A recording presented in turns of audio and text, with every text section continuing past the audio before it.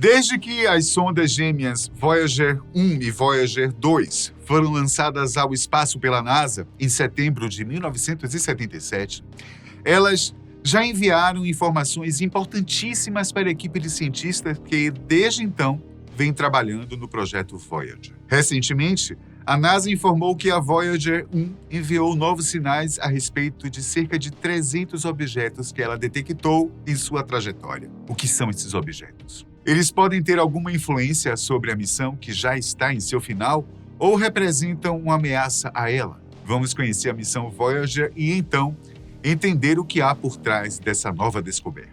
As missões Voyager 2 e 1 foram lançadas em agosto de 1977 e setembro de 1977, respectivamente, com o objetivo inicial de explorar os planetas Júpiter e Saturno. Após a descoberta de vulcões ativos na Lua de Júpiter, as complexidades dos anéis de Saturno, as missões foram estendidas para explorar Urano e Netuno.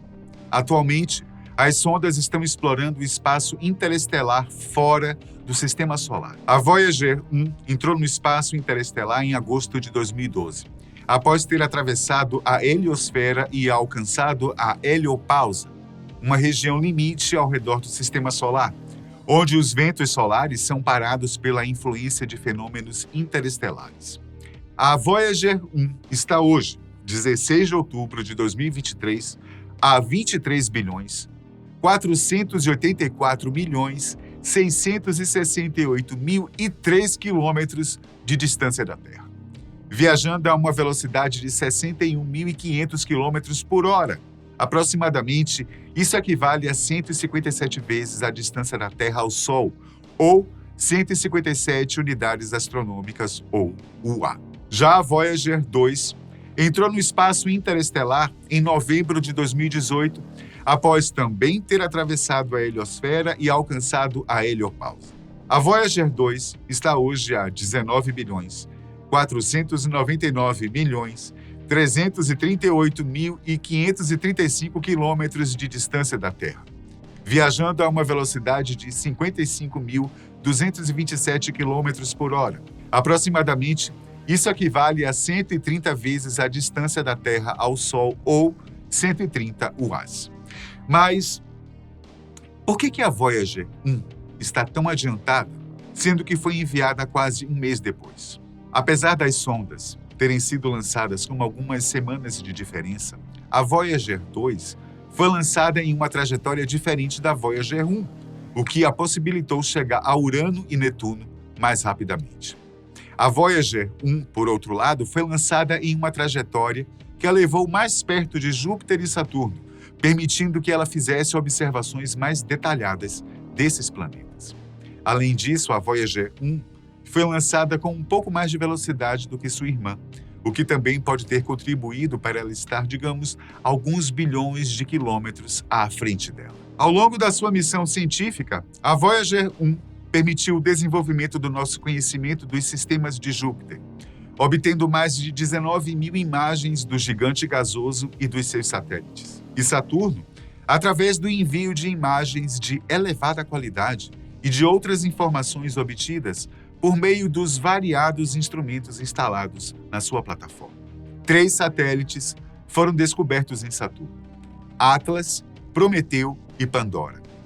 Após a sua missão planetária, a Voyager 1 iniciou a fase de exploração das fronteiras do Sistema Solar, denominada Voyager Interstellar Mission, que propõe um estudo da heliosfera e da heliopausa. Já era esperado, então, que a Voyager 1 fosse o primeiro instrumento humano a estudar o meio interestelar.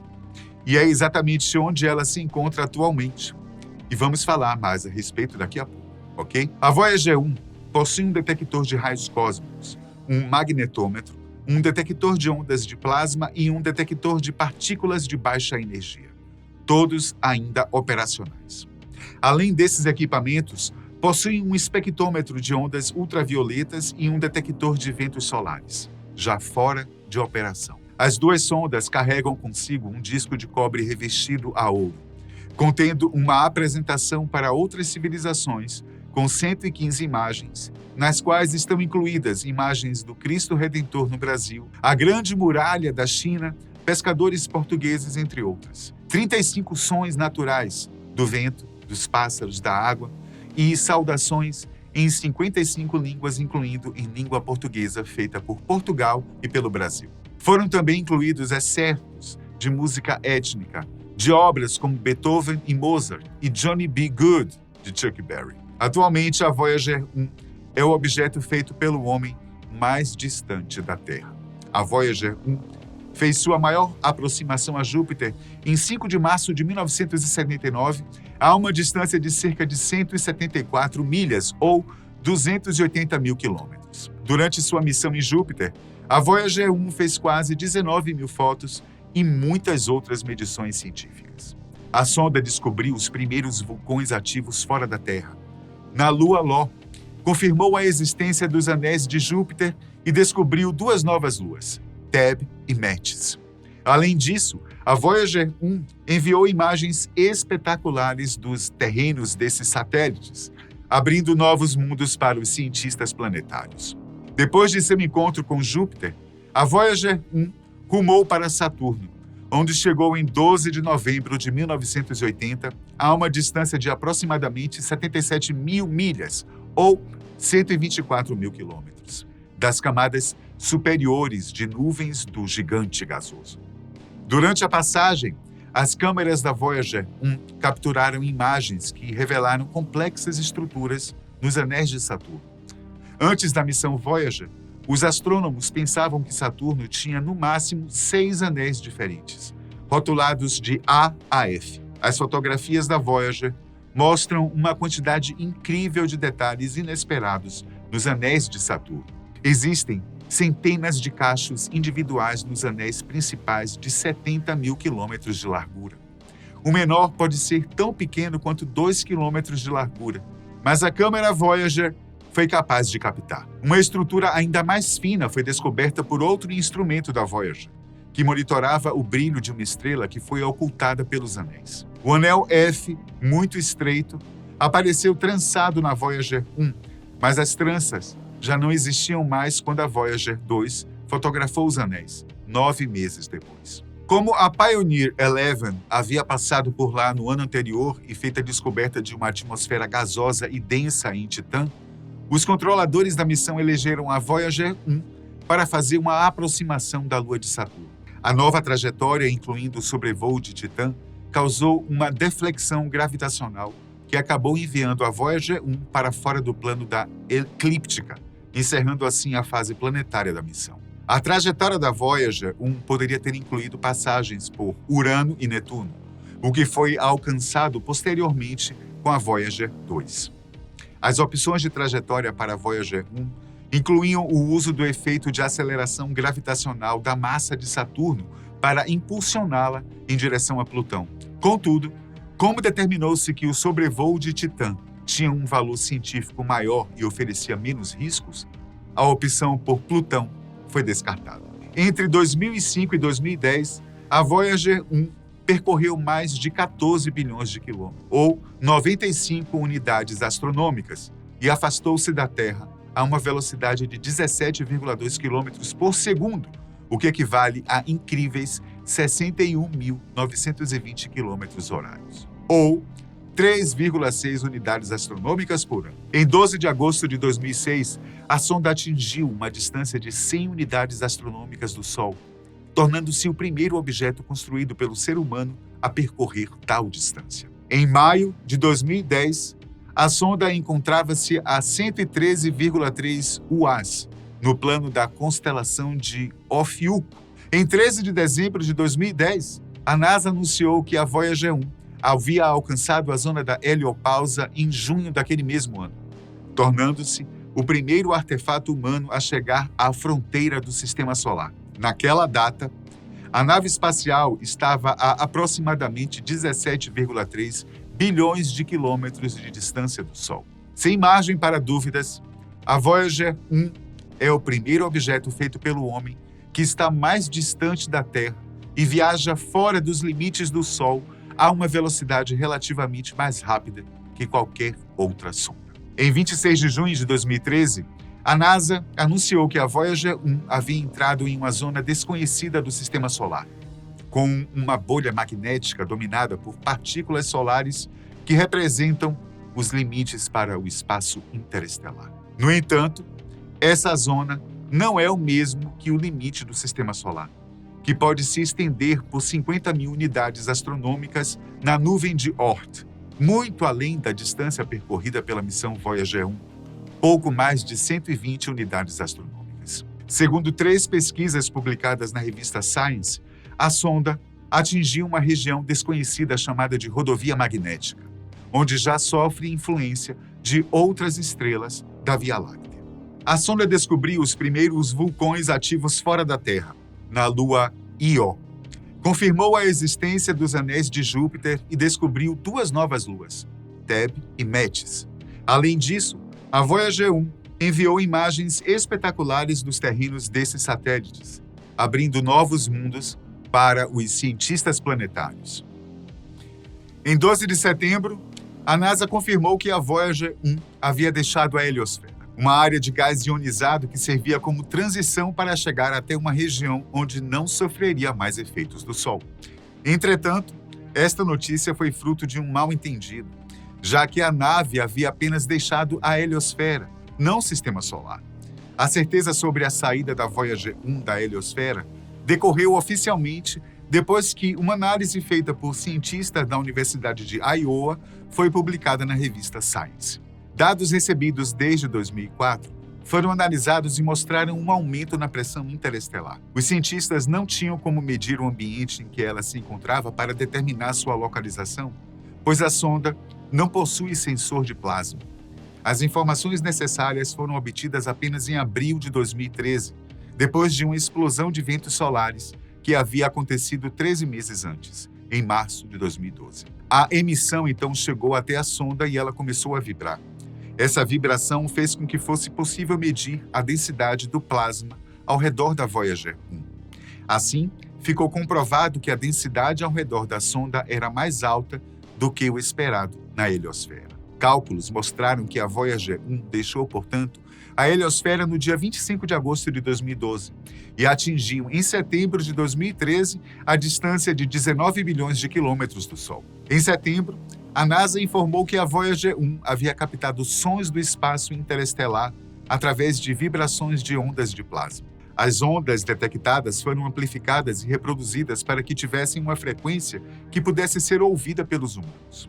Os cientistas chegaram à conclusão de que as ocorrências tinham uma densidade continuamente crescente. Em maio de 2022, a NASA informou que estava recebendo informações não precisas da sonda Voyager, classificadas como sinais misteriosos. O problema seria no Sistema de Articulação e Controle de Altitude, ou AACS, na sigla em inglês, no qual as informações estariam sendo geradas aleatoriamente, o que não determinaria em que estado o AACS poderia estar. A Agência Espacial Americana, no entanto, informou que o sinal da sonda não enfraqueceu e que isso indica o posicionamento correto da sua antena. Por um lado, tais sinais misteriosos, conforme sugerem alguns cientistas, podem ter sido provocados por uma chuva de partículas ainda desconhecidas. Tanto é que os sensores registraram algo como 300 tipos diferentes dessas partículas, que até o momento não foram identificadas, justamente pelo fato de outra parte de cientistas acreditar que isso tenha sido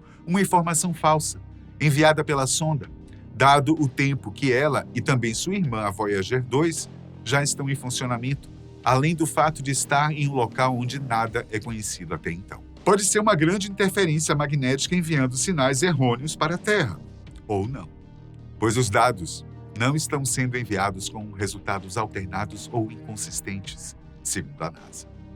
Ambas as sondas trouxeram uma surpresa aos cientistas.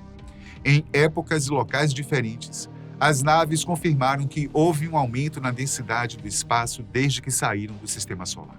Até agora, acreditava-se que, devido às partículas bombardeadas pelo Sol, haveria uma densidade muito maior nos nossos limites do que fora dele.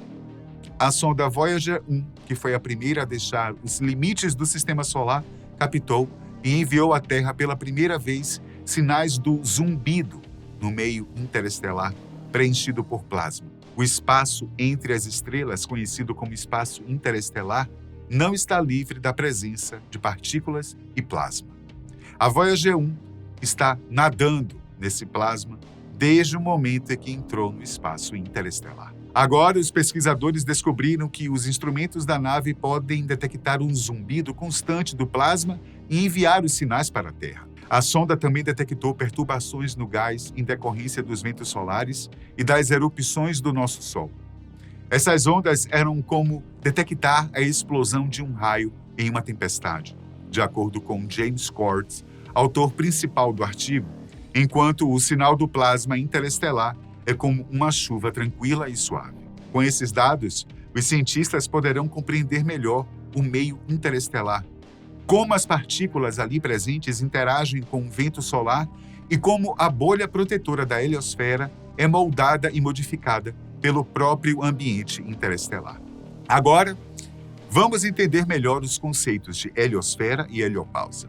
Heliosfera é a região do espaço em forma de bolha criada pelo Sol, que é composta pela magnetosfera, astrosfera e a camada atmosférica mais externa do Sol. Ela protege o sistema solar de quantidades significativas de radiação cósmica ionizante. A heliopausa é a fronteira entre o vento solar e o meio interestelar. A borda externa dessa bolha é onde a força do vento solar já não é grande o suficiente para afastar o meio interestelar. O meio interestelar muito próximo é a região onde o vento solar diminui para velocidades subsônicas, ou seja, mais lento que a velocidade com que os distúrbios viajam através do meio interestelar. O espaço é geralmente considerado um vácuo, porém, não é completamente vazio. A densidade da matéria é extremamente baixa, mas ainda existe.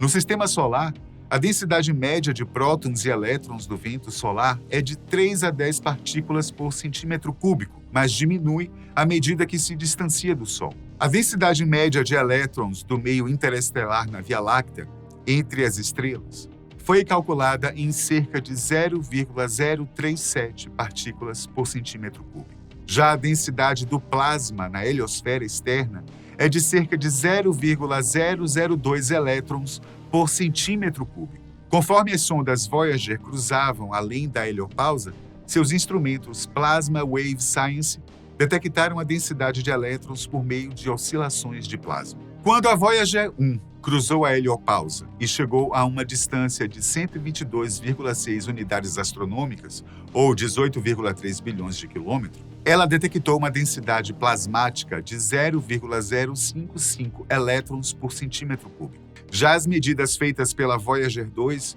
não foram as mesmas, e nem mesmo a posição em que fez suas medidas era a mesma em comparação com sua irmã.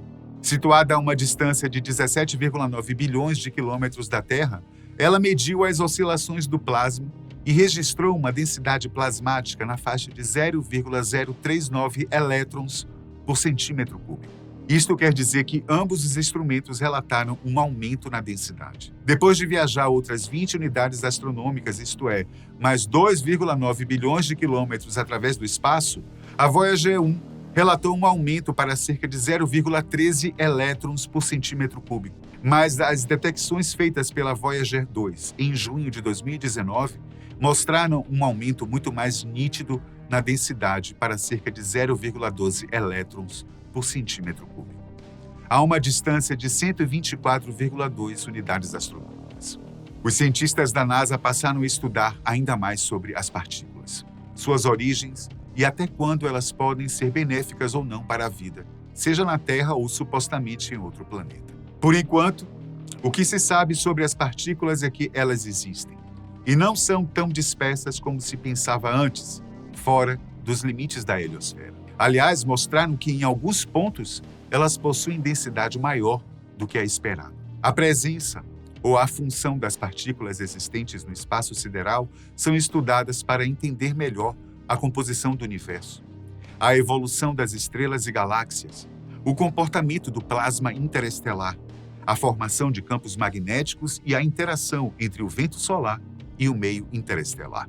Além disso, o estudo dessas partículas pode ajudar a compreender melhor os efeitos da radiação cósmica em astronautas e equipamentos espaciais, o que é muito importante para futuras missões interplanetárias, como a missão a Marte, que já está no papel e se tornou um dos objetivos mais importantes da astronomia moderna.